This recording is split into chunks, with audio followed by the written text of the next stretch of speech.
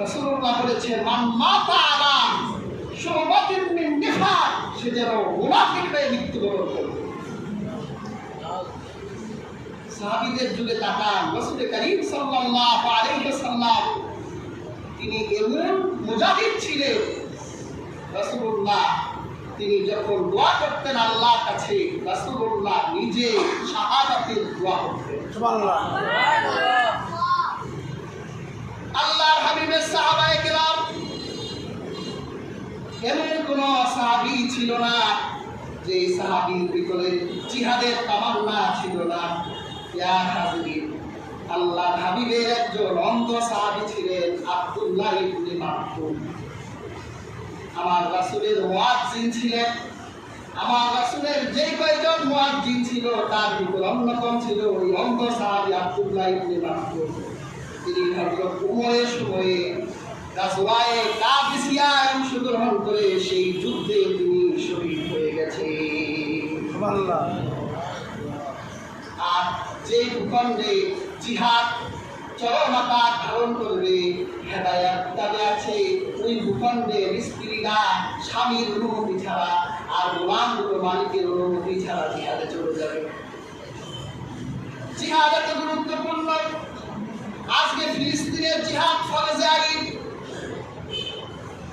সেখানে স্ত্রীরাও যদি জিহাদে অংশগ্রহণ করে স্বামীর অনুমতি লাগবে না, গোলামরা জিহাদে অংশগ্রহণ করলে মহিলার অনুমতি লাগবে না। কিন্তু হাজরিন, আজকে আমাদের ভিতরে সেই জিহাদের তামান্না নাই।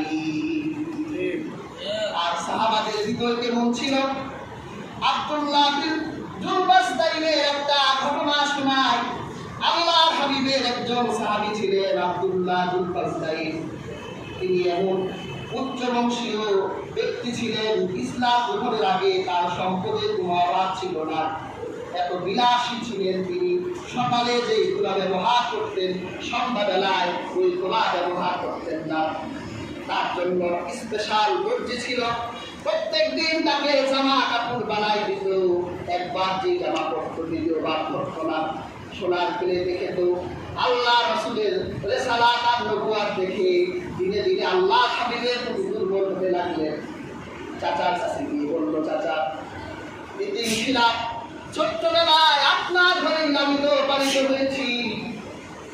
আপনি বলেন মুহাম্মদ সাল্লাল্লাহু আলাইহি ওয়াসাল্লাম কেমন? তিনি কি সত্য নবী না তিনি মিথ্যু? চাচা বললেন, যতটুকু জানি মুহাম্মদ সাল্লাল্লাহু আলাইহি ওয়াসাল্লাম একজন সত্য নবী। তাহলে চাচা বসে আছেন কেন? আমি আপনার অপেক্ষায় আছি। আপনি আগে ইসলাম গ্রহণ করেন, তারপর আপনার দেখা দেখি আমি আব্দুল্লাহ, আমি আব্দুল্লাহ রাসূলুল্লাহ হাতে ঈমান গ্রহণ করব। চাচা বলল না, মুহাম্মদ সাল্লাল্লাহু আলাইহি ওয়াসাল্লামের প্রতি আপনার অপরাধ। ভাতিজা আব্দুল্লাহ বলল, আপনি যদি ঈমান না আনেন তাহলে আপনার সামনে আমি মুহাম্মদ সাল্লাল্লাহু আলাইহি ওয়াসাল্লামের উপর ঈমান আনলাম। আশহাদু আল্লা ইলাহা ইল্লাল্লাহ ওয়া আশহাদু আন্না মুহাম্মাদান আবদুহু ওয়া রাসূলুহু। চাচা বলল, এত বড় কথা আমার সামনে ছোটবেলায় লালন পালন করে বড় করলাম, এর খেসারত তোমার দিতে হবে। কি দিতে হবে চাচা বলেন? তোমার যত ধন সম্পদ আছে সব আমার সামনে হাজির করো, আমি তোমার ওয়ারিসকে নষ্ট করে দিলাম। সব কিছু দিয়ে দিলেন। তারপর চাচা বলল, তোমাকে তোমার গায়ের জামা, তোমার পরনের লুঙ্গি এইগুলো আমার, এইগুলো খুলে ফেলো। গায়ের জামা খুলে ফেললো। যুবক মানুষ লজ্জা ভূষণ, কিন্তু ঈমান আনার অপরাধে নিজের শরীরের লুঙ্গিটা খুলে তার চাচার হাতে দিয়ে উলঙ্গ হয়ে গেলেন। লজ্জা নিবারণের জন্য দৌড়ে মায়ের কাছে গেলেন। মাকে বলল, মা চোখ বন্ধ করে ফেলেন, তোমার সন্তান উলঙ্গ অবস্থায় তোমার কাছে এসেছে, তুমি দেখতে পারবা না। মা চোখ বন্ধ করলো। বাবা, তোমার এই অবস্থা কে করলো? আমার এই অবস্থা আমার চাচা করেছে, ঈমান এনেছি অপরাধী। মা, তোমার কাছে যদি আমার লজ্জা থাকার মতো কোনো কাপড় থাকে একটা কাপড় দাও। মা বলল, আমি বলি নিতান্ত গরিব, আমার ঘরে তোমার বলাবার মতো কোনো কাপড় নাই। তবে আমার ঘরে একটা কম্বল আছে, তুমি কম্বলটা গায়ে জড়াও। কম্বলটা গায়ে জড়ালে তারপর নাকি বলল, মা শুনলাম আল্লাহর হাবিব মদিনায় হিজরত করেছে, আমি মদিনায় চলে গেলাম। এই কথা বলে কয়েকদিন পথ অতিক্রম করলেন, হেঁটে হেঁটে মানুষের সাহায্য নিয়ে আল্লাহর হাবিবের সেই মদিনা শহরে পৌঁছে গেলেন। আল্লাহর হাবিব দেখলো একটা লোক এসে তার সামনে দাঁড়িয়েছে, তার চেহারাটায় খুব দুর্বলতা, মলিনতা, অনেকদিন ধরে না খাওয়া। আল্লাহর হাবিব বলল, তুমি কি? আমার নাম আব্দুল উজ্জা। তুমি এখানে এসেছো কেন? আমি ইমান আনার কারণে আমার চাচা আমার শরীর থেকে সব কাপড় খুলে আমার সম্পদ রেখে দিয়েছে। আল্লাহর হাবিব বলল, না, তোমার নাম আব্দুল উজ্জা না, তোমার নাম আমি রাসূল রেখে দিলাম আব্দুল্লাহ। গায়ে জড়াইয়া আল্লাহ রাসূল আহলে সুফাদের ঘরে বসাই দিলেন, তাদের সাথে থাকো। আহলে সুফাদের বললেন, কোরআন শিখাও। কোরআন শেখানো হচ্ছে, কিন্তু ইমামের তেজ, কোরআন আসতে করতে পারে না, জোরে জোরে কোরআন করে। সাহাবারা আল্লাহ হাবিবের কাছে নালিশ করলো, ইয়া রাসূলুল্লাহ, আব্দুল্লাহর কারণে আমাদের ঘুম হয় না, জোরে জোরে কোরআন করে। আল্লাহ হাবিব বলল, তারে ডিস্টার্ব করো না, সে এত চড়াও মূল্যে ইমান এনেছে, সেই ইমানের কারণে জোরে জোরে কোরআন করে, তোমরা কেউ তার প্রতিরাগ করো না। হাজিরিন, তাবুক যুদ্ধের দামামা বাজলো। আল্লাহর হাবিব সাহাবীদের নিয়ে তাবুকের প্রান্তরে গেলেন। সাহাবায়ে কেরাম তাবুক যুদ্ধে সাহায্য করার জন্য যার কাছে যা ছিল রাসূলুল্লাহর কাছে হাজির করতে লাগলেন। আব্দুল্লাহ ইবনে বাসতাইন দেখলেন তার কাছে পরনের কম্বল ছাড়া আর কিছু নাই, আল্লাহর হাবিবকে দেবার মতো কিছু নাই। তখন আব্দুল্লাহ ইবনে বাসতাইন আল্লাহর হাবিবের কাছে এসে বলল, ইয়া রাসূলুল্লাহ, ইয়া হাবিবাল্লাহ, আমার তো দেয়ার মতো কিছু নাই। আপনি একটু আকাশে হাত তুলে আল্লাহকে ডেকে বলেন, হে আল্লাহ, আমার আব্দুল্লাহ দেয়ার মতো কিছু নাই, জীবনটা আছে, তাবুকের যুদ্ধে যাতে আমি শহীদ হয়ে যাই, আমার জীবনটা ওই তাবুকের যুদ্ধে দিয়ে দিতে চাই। আল্লাহর হাবিব আকাশে হাত তুললেন, আল্লাহকে ডেকে বললেন, হে আল্লাহ, আমার আব্দুল্লাহর জন্য আমি কাফেরের রক্ত হারাম করে দিলাম, কাফেরের জন্য আমার আব্দুল্লাহর রক্তকে হারাম করলাম, যাতে আমার আব্দুল্লাহর শরীরে কোনো একটা কাফের একটা আঘাত বসাতে না পারে। আব্দুল্লাহ ইবনে বাসতাইন একটু আল্লাহর হাবিবের প্রতি একটু অভিমান করলেন, হে আল্লাহর হাবিব, কি চাইলা, আমার কি দোয়া করলেন?